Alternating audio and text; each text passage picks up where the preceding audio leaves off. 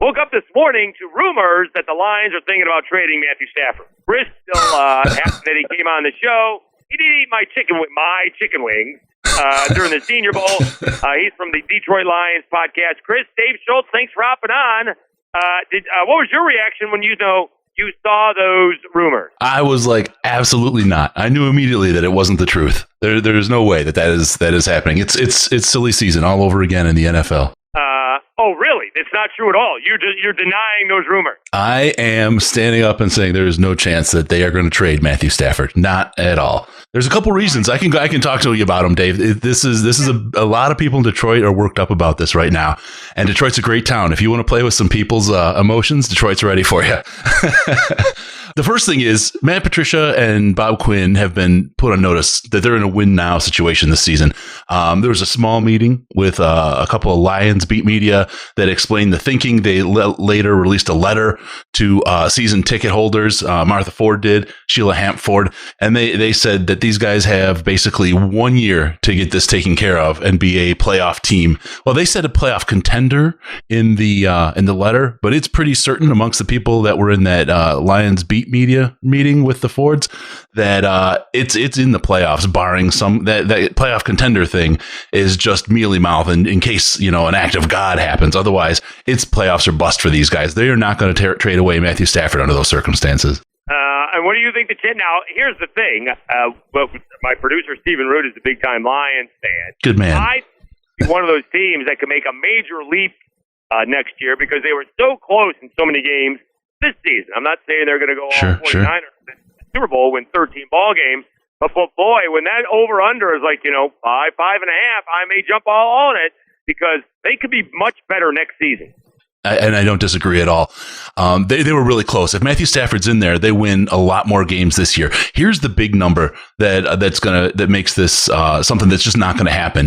They restructured his contract to worsen the hit more if he's traded versus being cut. If they were to trade him, it costs them $32 million in cap hit versus if he stays, it's 21.3. I don't know any team that's going to give away $10 million to then have to turn around and pay a quarterback, even if it's on a rookie deal. Talking to Chris from the Detroit Lions podcast, everyone's got them taking the cornerback. What do you think? That's really where I'm at. I think this talk about trading Matthew Stafford is something trying to help juicy up that second pick.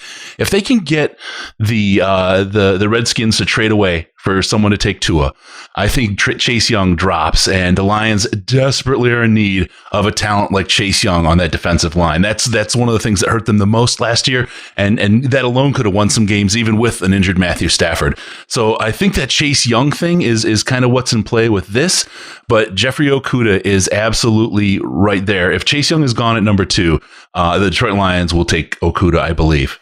Any chance that some people are saying that they could trade the third pick? Yeah, so this kind of dream scenario for us is that they would trade down with Miami, and Miami would go after whoever they wanted, and we could still pick up Okudah and maybe another first rounder or even an early second rounder. That's something that, a team that wants to win now, a front office that needs to win now, you put that kind of capital, win now, play now kind of players in their lap, they have a real good opportunity to turn things around and turn a team around and get those wins that they need. But if you're doing that, you're not going to take a rookie quarterback. Exactly. So it's not about the quarterback for the Lions. It would be out of character for these guys to put everything, their jobs on the line in a win all year and take a rookie quarterback who, by the way, the idea that you're going to trade Stafford because he gets hurt, Tua isn't really well known for being super healthy right now. Hold on. Has Matthew Stafford been hurt all that much kind of this year, I thought? Yeah, so he had a back issue at the end of last year. He had a fractured vertebrae. Now he has a transverse process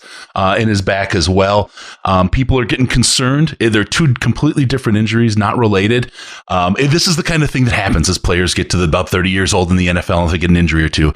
I've seen Matthew Stafford, and all you have to do is go to YouTube and look at his game against the Browns in his rookie year and how he went out there and gutted through a dislocated shoulder and played. And this guy's tough, and he's I don't think he's going anywhere. I think they realized where they were and just put him down for the year to let him get healthy and put the team in place to win this year. I don't want to say it's a 49ers thing yet, but we've seen the story before, and it's starting to sound familiar here in Detroit. All right, so what when you say win all, what does that mean for the Lions? I mean, again, Super Bowl title ain't coming next year. At least we don't think it is. But no one would have thought so for the Niners either. And I'm not saying it is, but I'm not saying it is. But I can see this team easily winning. I don't want to say easily because nothing's easy in the NFL, but I can see this team taking their first playoff victory since Wayne Fontes was the coach next year with the caliber of players they have. They have a great team. Matthew Stafford's the kind of character player, and he's got the arm strength and the ability that can carry this team over the top. I think what you're seeing with some of the trade stuff is his wife trolling the media a little bit, and nervous Lions fans who've had a long couple of years since a playoff victory that are kind of a little bit scared right now. This is a team that I think can win a playoff game. Remember those Green Bay Packers who looked so good this year up until the end, their routing in the playoffs. They didn't lead the Lions in 2 games they played. They didn't lead the Lions for 120 minutes. They won both games. The last kick at the end of the game. Steven, our producer, Root, knows that statistic very well. Did you go all Eric Hipple and Scott Mitchell on me with the Wayne Fontes reference? Well, I have to. We're having Wayne Fontes on the show next week, so I gotta put a little bit out there for him. What's Wayne Fontes doing these days? He is relaxing. Oddly enough, he called me back as we were setting up, and he's like, "Hey, here's my number. Give me a call." And he's like, "Oh, by the way, it's 80 degrees here." Thanks, Wayne. Thanks. He's still rubbing it in. He's either in Phoenix, Tampa, or Fort Myers. He's Tampa. Yep. All right. So if you said a really fair, I'm hoping that it's a low over under. Right? Mm-hmm. I'm hoping it's 5.5, maybe 6. What do you think is a legitimate win total next year for the Lions? Oh, I think the Lions with the healthy Matthew Stafford, and this is the key. Sure. And we have some high draft picks, first and second round. These are impact players that'll play this year. They stay healthy. I see this team winning 9 or 10 games. And this isn't Kool-Aid. This isn't crazy talk. This is a team that has absolutely the capability to do that. And the culture's been changing here since Matt Patricia came in. I think this year has all the markings of something that could be very, very special for this team and this city. All right, we will. That is for sure. But you're poo-pooing any chance of Matthew Stafford being traded and therefore no Tua to the Motor City? It's fun talk, but it's just not going to happen, Dave. I'm sorry. All right, we got that recorded, right? I'll own it if I'm wrong. I'll eat those words. I promise you. It's an audio to Old Takes Exposed when that happens, and then have you back on for day 2 of the draft. I would love to. Chris, Detroit Lions podcast. It's actually DET Lions podcast. I appreciate your time. Thank you so much. All right. Thanks, Dave. Have a great day.